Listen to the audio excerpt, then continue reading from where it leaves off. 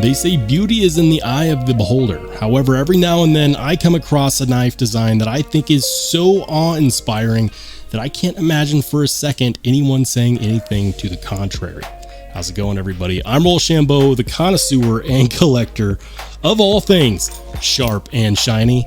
And let me know in the comment section down below, has there been a knife design that you saw this year that you don't believe anyone can say anything negative about? Today we're talking about such a knife. This is the Blaurock Blades BRB4, and it came into my possession via pass around from Lefty.edc, and before that from Blaurock Blades. So shout out to them for making this possible, because even though I can't necessarily buy this knife at this time, I am extremely excited to show you what it's all about.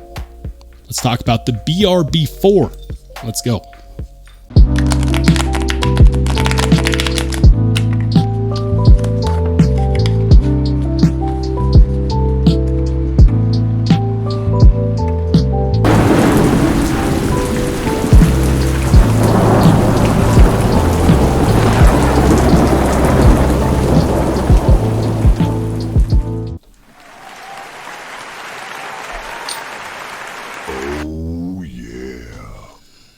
Oh my goodness.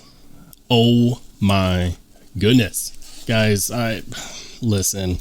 The moment I saw this online, I had to check it out, and I started asking Kevin, Lefty.edc, about this knife, like how much it cost, where he got it, so on and so forth. And he said, "Hey man, you want to check it out?" Yes, we do. Oh my, listen, this is one of those designs that speaks to me because it's complex in its simplicity. And to achieve that is, well, it's not easy. And it takes some master craftsmanship to do it on a custom level. You heard me right. I said custom. You know, some of you may have seen the other videos on this, and you might be thinking to yourself, but it's made with a CNC machine. Guys, this is a CNC custom. One man against the world, against all odds, has created this. And it's the BRB4 version 1. Let's check out some of the other stuff that's in here. We got a couple patches. Now these patches are available on Jan's website, and I will make sure to post that website in the description if you're interested in following along for availability, because I have been informed that this will be available in the coming months. Now, I have no idea when you're going to be watching this video. I have no clue. So click on the link, find out for yourself. Follow Jan on Instagram as well. A lot of these knife makers, they post updates more frequently on their social media than they will ever post on their website. So I'll put this to the side for now. Sweet looking pouch, by the way. This kind of reminds me of the pouch that you get on the Kalem Blades Ari. It is a little bit smaller, but otherwise very similar. This is a pivot tool for the proprietary pivot. It also doubles as a lanyard bead. So you can actually put it on your lanyard and have an adjustment tool with you wherever you go. I probably wouldn't do that. I'm not a huge fan of lanyards, but I really like that functionality, and I love that he includes that. That's fantastic. It kind of reminds me of the Curtis Customs pivot. Is it just me? For those of you who like Curtis Customs, does that look familiar? Maybe it's just me. I don't know. Okay, guys. So here's what we're going to do. We're going to talk about the specs. I'm going to talk about the price. And that's going to have its own separate segment because I do think that it's important. We'll do some comparisons. I'll tell you what I like. I'll tell you what I don't like, and then we'll wrap it up with my final opinion. But I do want to hear from you. If at any point during this video you feel so inspired, pause the video and leave a comment. It's always great hearing from the people that actually watch my videos. Let's go ahead and start off with some basic specs. Here on the certificate of authenticity, it's serial number 61 or 67. I'm assuming that's a 1. It's made out of RWL34 blade steel. It's a two-tone finish with titanium handles, stonewash on the handles, and it's got titanium backspacer and then titanium and steel hardware. Also, I am aware that this weighs about 3.6 ounces. We're looking at about 7.28 inches overall. It's really going to depend on where you measure from, whether it's from this point or from this point. And do with that as you will, but I will tell you this, it has slightly more cutting edge than a Spyderco Para 3. The blade is 3 inches roughly. So that's the specs. Let's do some quick comparisons. First, we're going to compare it against the Demco AD20.5. The AD20.5 is going to be a little bit longer, and the blade profile is going to be a little bit slimmer on the AD20.5. That should give most people a pretty good idea of what you're looking at here. Again, it is a little bit longer than a Para 3 overall. I really, really enjoy quite a few things about this knife. Let's talk about it.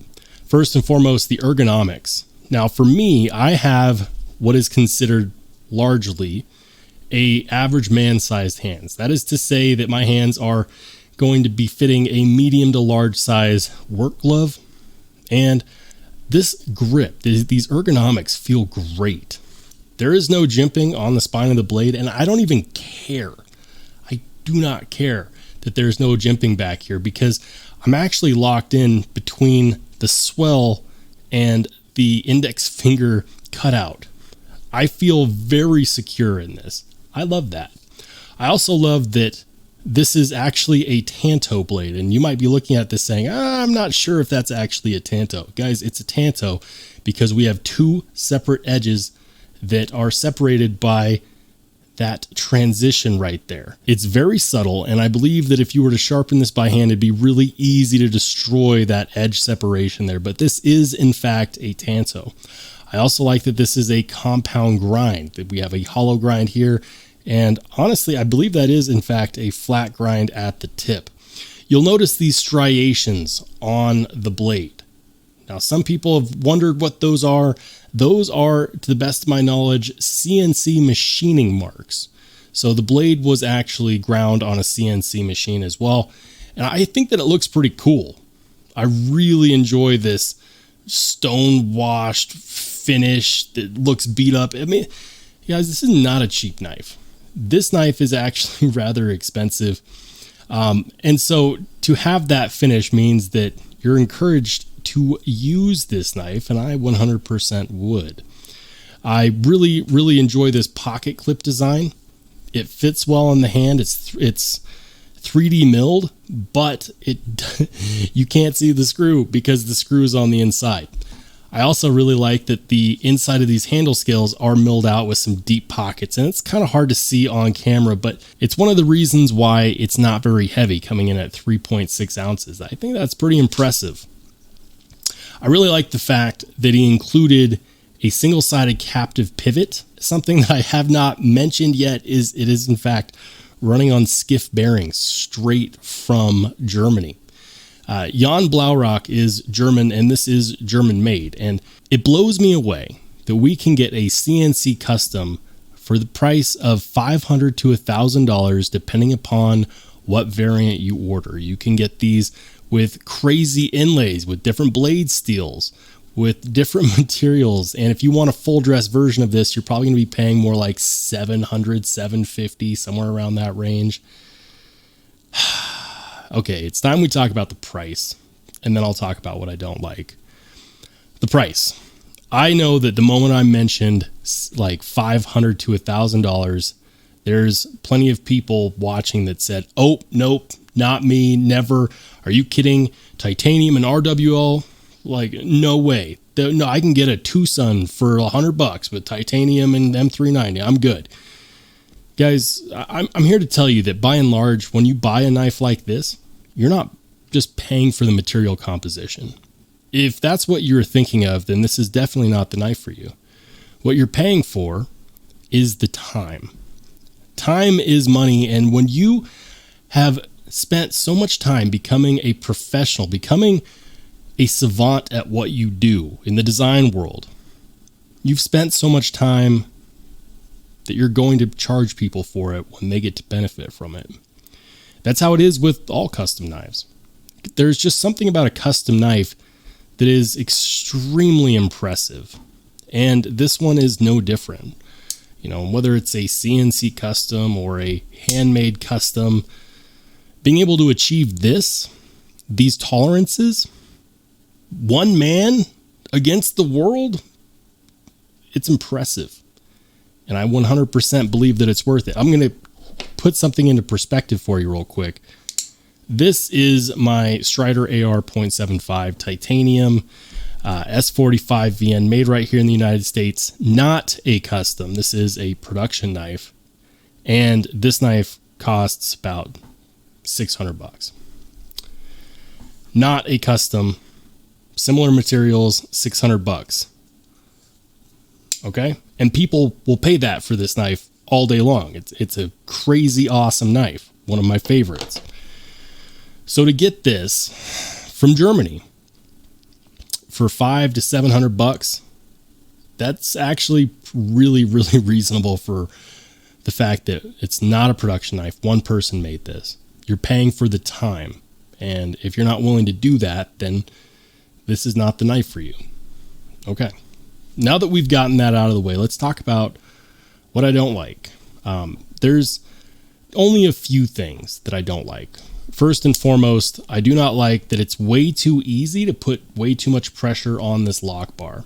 This lock bar is half of the handle scale, which means that it is in fact easy to put too much pressure on it. I've learned this the hard way. The flipper tab works great as long as you don't put any pressure whatsoever on this lock bar. Now, it is an issue because this has a nice stiff clicky detent, so any amount of pressure on this lock bar at all is not a good time. That's kind of the price you pay for frame lock knives that have good detents. The moment you put any pressure on that, that detent ball ain't going nowhere. Where's it going? Nowhere. Okay. Next thing that I don't like, and this one is more of a nitpick. If you look at the tip of this blade, it is in fact something that you can touch. Now, you can touch it if you take the tip of your finger and you just poke it in there. Now, if you're just running your hands over it like this, you're not going to touch it, guys. When this is in your pocket, you're not going to accidentally stab yourself in the finger. You actually have to be trying to do that. Now, you might be wondering, why is it that you don't like it if it's not causing a problem? I don't like it because everyone's talking about it like it is a problem. Like I said, if you're the person that takes your finger and tries to sandwich it between the handle scales to touch it, you kind of deserve what you're getting. And people might not be a fan of that opinion. I don't think there is a damn thing wrong with the way that this tip is currently. So here's my final thoughts on here. This is an amazing knife for a reasonable price considering what it is. I believe that people would love this knife if they knew when it was going to be available. To do that, what you have to do is follow Jan on Instagram, and his Instagram should have popped up on the screen already. Make sure to give him a follow. It's not a cheap knife, but this is one of those knives that you can be proud of because it is in fact a custom. You are supporting a custom maker, and it's really freaking cool. The amount of attention to detail that goes into this is incredible. And I don't have anything quality control wise to complain about here. Here's what I mean. Blade perfectly centered. Lockout less than 0 blade play. That is, oh gosh, that is stiff. I like that. The action, stupidly good. Skiff bearings, coming to you straight from the maker with skiff bearings. Yeah. I'm still blown away that one person made this, but I am interested, in fact, to hear what you guys have to say. Let me know what your thoughts are in the comment section down below. Are you going to keep an eye out for this? Would you like to own one of these? If not, why not? And if you want to check out more awesome knife content, make sure you click on the video that pops up next.